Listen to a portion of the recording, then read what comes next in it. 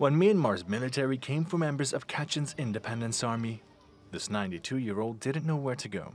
The military came and attacked with airstrikes all of a sudden near us, and we just ran into the jungle in different directions.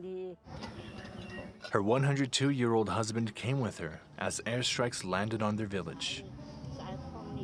He's one of at least 6,800 Kachin who have fled their homes in half of the region's 18 townships since Myanmar's army began their attacks in early April.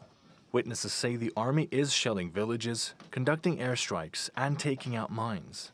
800 more refugees recently arrived at this compound just outside the state capital, Kachin.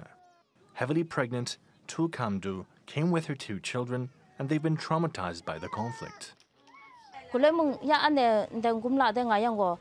My children keep telling me to flee every time they heard the sound of a plane flying. That's why when these children grow up, they will always remember what happened. The UN has called for the violence to stop. Regarding the situation in Kachin State in Myanmar's northeast, our humanitarian colleagues also stressed that since the 1st of April, more than 5,000 people have been displaced by an escalation in fighting between the government and the Kachin Independence Army. The United Nations calls on all parties to respect their obligations under international humanitarian law and to end the violence. In 2011, the Myanmar military moved in and attacked the Kachin Independence Army, or KIA, ending a 17-year ceasefire. Since then, the fighting has left hundreds dead and forced more than 100,000 to flee to camps.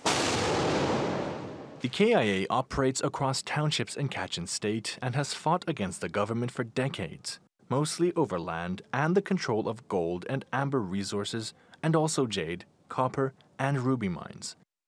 The KIA claims to represent 1 million ethnic Kachins who are predominantly Christian, and they're reported to have more than 10,000 soldiers, having recently allied with neighboring militias from Shan, Kokang Chinese, and Arakanese minorities. The army shows no sign of slowing down, although a government minister says it might build refugee camps if necessary, but that offers little respite for the Kachin. And although these refugees have now found some shelter, many more are being forced to live and hide in the jungle. Yasin Eken, TRT World.